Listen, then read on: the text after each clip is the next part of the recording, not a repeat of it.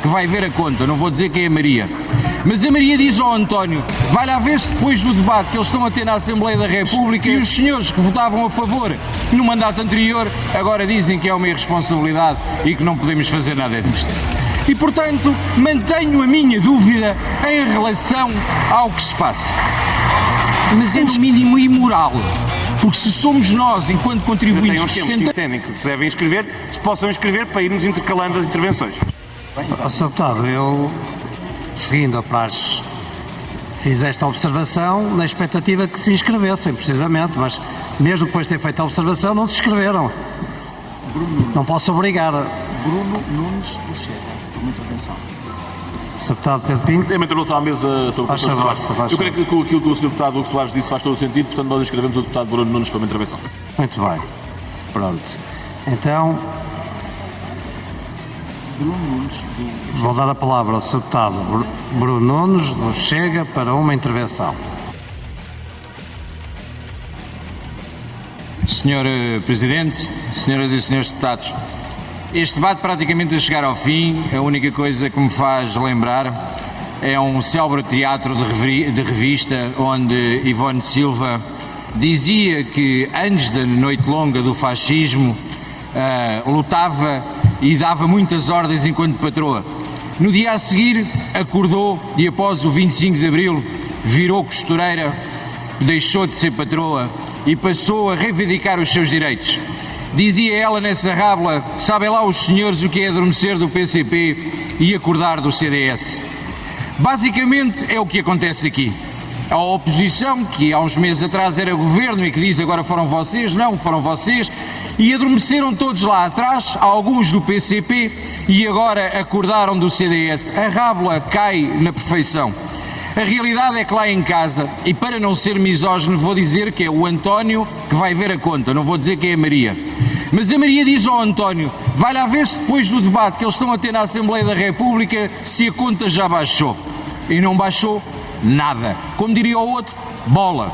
E não baixou a bola porque os senhores não quiseram assumir quando tinham excedente orçamental, quando estavam as contas certas, e os senhores que votavam a favor no mandato anterior agora dizem que é uma irresponsabilidade e que não podemos fazer nada disto.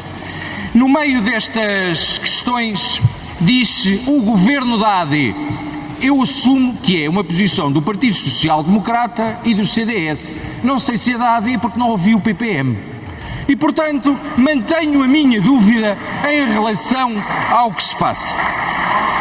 O Estado não tem dinheiro. O Estado gera o dinheiro do contribuinte. E quando falamos de Estado, falamos do Estado Central e falamos do Estado local.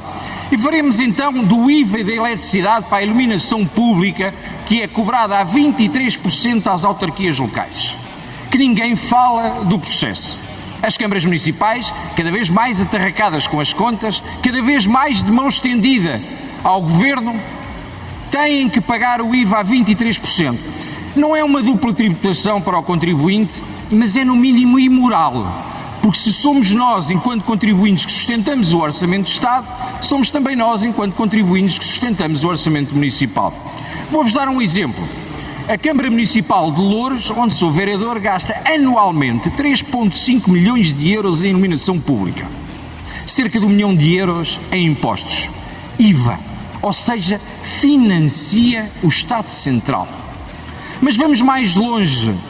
Chegamos ao ponto desta medida absurda fazer com que a nossa segurança esteja em causa, porque são vários os presidentes de Câmara que, por não terem dinheiro e terem as câmaras praticamente falidas, em consequência de uma descentralização que não acompanhou com o pacote financeiro que já lá vamos, dão ordens para desligar à noite, em diversas áreas dos municípios, a iluminação na via pública, colocando em causa a segurança e o bem-estar da população.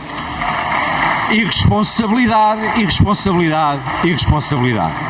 Mas vamos então ver, porque vimos aqui falar de pobreza energética, e eu considero interessante porque parece que querem dividir o país da questão da pobreza energética e dizem, porque não se consegue aquecer as casas. Sim, senhora. O interessante é a vossa traição ao sul do país, porque se a norte há grande dificuldade em aquecer as casas, no Alentejo e no Algarve, as contas de eletricidade fazem com que as pessoas não consigam ter ar-condicionado e viver com condições Mas vamos ver aquilo que os senhores de facto tentam alavancar ao longo deste processo. A descentralização. Mais uma vez, Olívia Patroa, Olívia Costureira. Lei 50 de 2018. Responsabilidade do Partido Socialista, que inclui que o Partido Social Democrata decidiram criar uma grande reforma administrativa, que estávamos praticamente todos de acordo.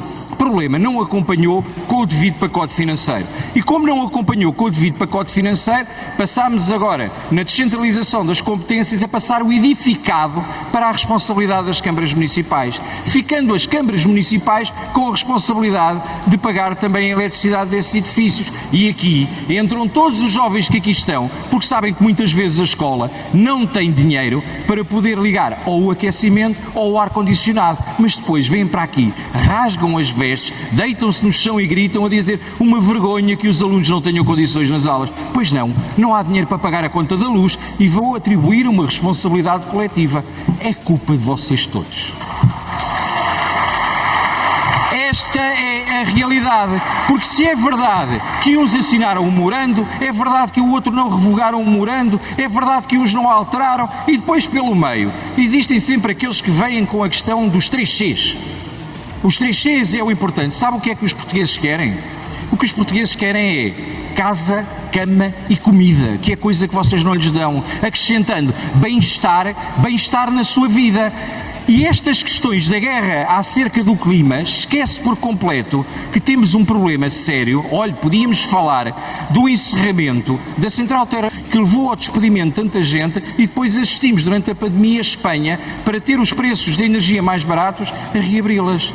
Portanto, meus senhores, a realidade é simples. Existem responsabilidades coletivas e as responsabilidades coletivas passam por atribuições quando aqui vêm dizer a responsabilidade dos grandes grupos económicos. Não podem atribuir responsabilidade coletiva a todos os grupos económicos. Há uma coisa que nós podemos atribuir.